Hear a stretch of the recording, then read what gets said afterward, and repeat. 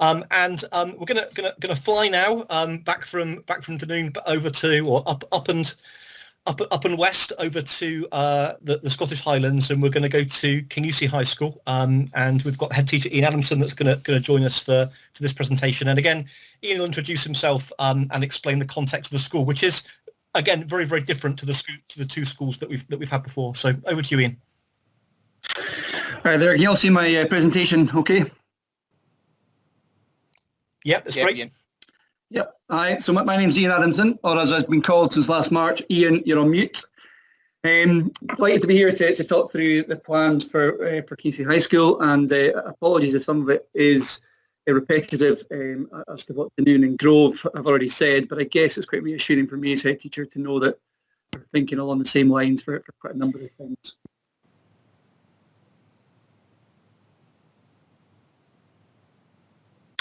So a bit of background to Kingussie High School. We're a rural school in the Kingussie National Park. We've got about 400 pupils in the school, a breakdown of 170 in the broad general education, 230 senior phase pupils. We're a bit unique because where the school is, it's not in our biggest catchment area. Over time, Aviemore has grown and grown, and it's now our biggest catchment with a total of 240 pupils who travel daily from Aviemore to Kingussie. Over 80% of our pupils use school transport. As you can imagine, that's one of our biggest challenges moving forward in terms of getting kids back into school. So when we were planning as a senior leadership team, our objectives were pretty clear. We wanted to maximise time in school for senior pupils. We wanted to ensure that the BGE kids got an offering of face-to-face, but also we wanted to ensure that we had a model that allowed planning time for staff, and also taking in health and well-being of staff. And that was one of our priorities when we're planning this. You're all aware of the challenges. I won't repeat them again. I'll focus on some of the solutions that we've come up with in the school. So what we're going to do is we're going to have senior phase pupils in Kingussie High School from Monday to Thursday. And we're going to create double periods. So they'll be in class for about 2 hours, just under 2 hours. And that's to minimise movement across the school. As I said before, just to maximise time with staff. Like some of the other schools, we're looking at using the larger spaces to create classrooms. So we're using our games hall, gym, and our local sports centre, so that if a class is big, we can hopefully get a teacher in front of a full class. But if we're not, we think we've managed to timetable that the biggest split would be over 2 classes. And again, we'll use our Google Meets for teachers to be recorded into them, to be live streamed into them, but also the change of the first period and the second period, the teachers will switch and they'll have their subject-specific teacher in front of them for at least one of those periods.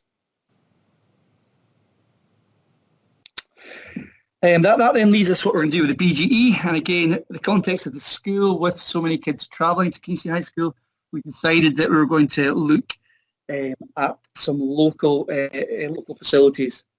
The first thing I want to say about that, though, is our online learning has been really, really successful, and we've been putting home a weekly engagement report to parents round about that.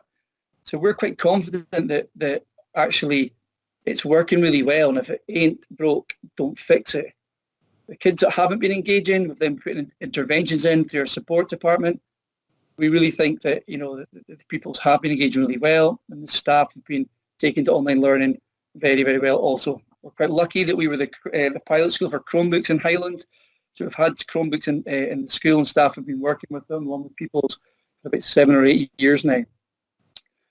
This has allowed us to confidence teachers to go live, and we produce a good live offering to BGE and senior phase pupils.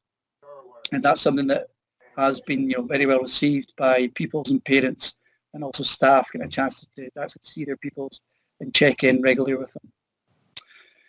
As I said, we're looking for community partnerships to allow local venues for people to attend, and that's going to be 1 session per week. So what we're going to do on a Thursday afternoon, we've managed to secure Aviemore McDonald Resort to open one of their hotels to give us a conference room where we will take in the Aviemore pupils, and myself will be the one that will be there on a Thursday afternoon delivering to them.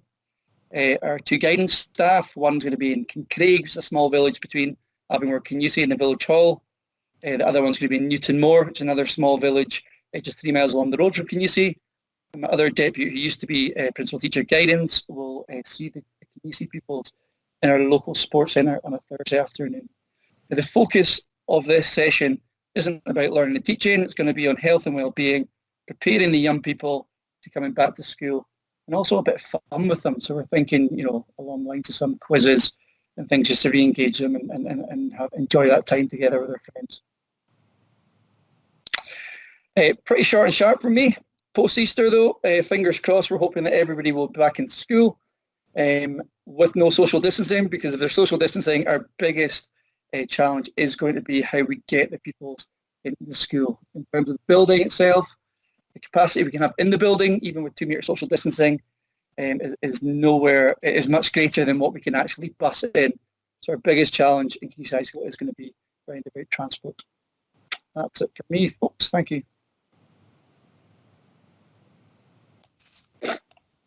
Thanks, Ian. And again, I just really want to. Or can you mute if someone's a terrible echo?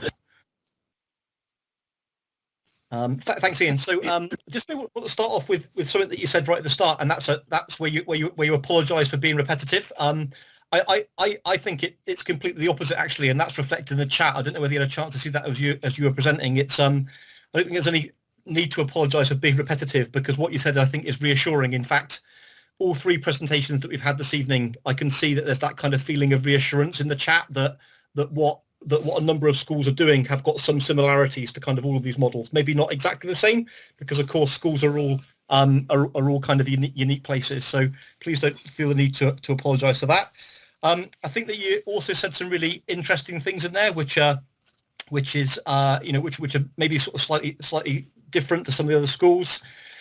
You talked a little bit about the kind of Google Meets, and obviously Kingussie is a one-to-one Chromebook school and has been for 8 years, and capitalising off that, which you've had over time, which I know is different to a number of other schools, in Scotland. And I know that you are less concerned about the engagement of the BGE pupils, but more concerned about how they interact when they come back together in terms of that kind of social interaction. Hence your focus on the social interaction and to use your words, fun, like when they come back to school on the Friday as well. So again, I think that's to be absolutely commended. And I think one of the very, very interesting things about your model, which of course is different to the ones that we've had here, is your commitment to use community spaces, and in fact not even community spaces, commercial spaces. I think you mentioned the McDonald's resort to bring some of your pupils into Aviemore, because with so many pupils being bussed in from Kingussie, it would be impossible to do that even with what you've done. So again, I think a really interesting model of things that you've pulled together there. So thanks for that. So that's the end. That's the end of the 3 presentations from schools.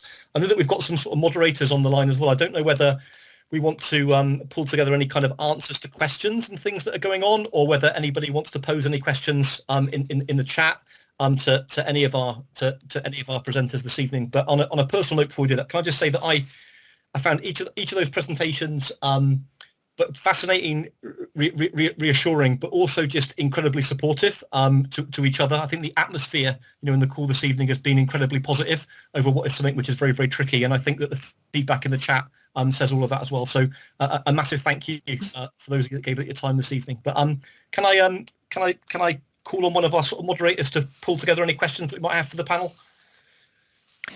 And Ollie, I think we can ask people as well to put their hands up if there's something they want to ask. Please do that as well.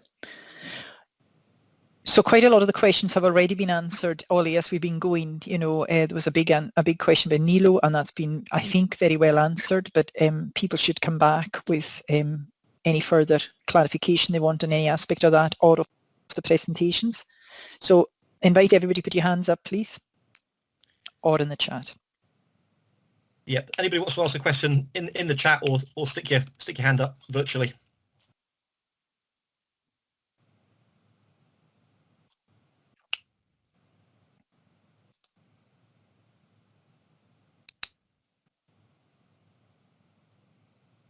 Again, I'm just sort of scrolling through the questions here, and what I see is a a lot of reassurance and a few people that are maybe taking some different ideas away as well. So that was one of the main purposes of the session. So thanks for that. And I suppose, because we've got a little bit of time, if anybody has any other ideas to share, please do that, because that's the whole point of this exercise. So if anybody wants to share some of their own ideas to add to what we've heard tonight, please do that.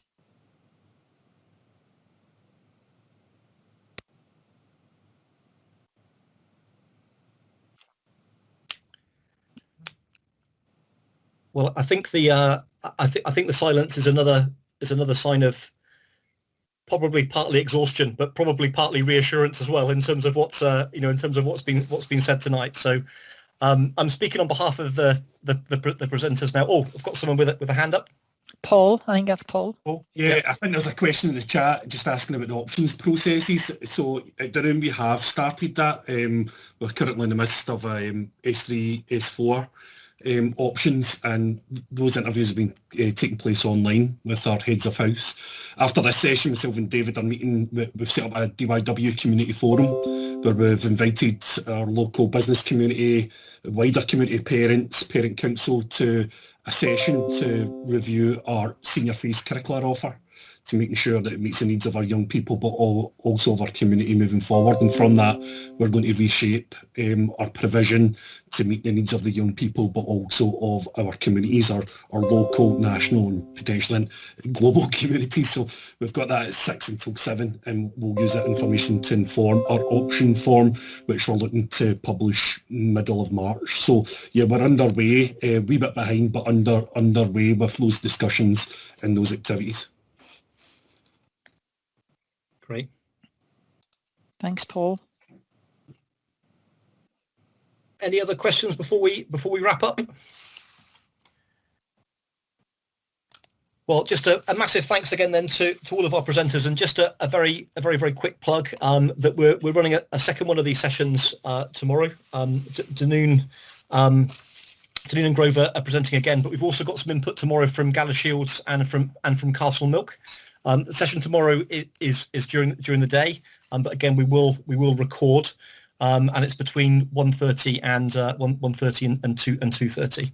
And if you were to join the session about halfway through, you would see the presentations from Castle Milk and Galashiels if you don't want to watch the Donoon and Grove one again. I can't understand why you wouldn't want to watch them again, but if you wanted just to join for the second half of the webinar, you'd be very welcome to do that. So can we just sort of finish up by saying a massive thanks again to all of our presenters. Thanks for your questions. Thanks for your encouragement, and thanks for everything that everybody is doing, to try and take this guidance and adapt it for local context. So have a great evening, and look forward to connecting with some of you tomorrow. Thank you.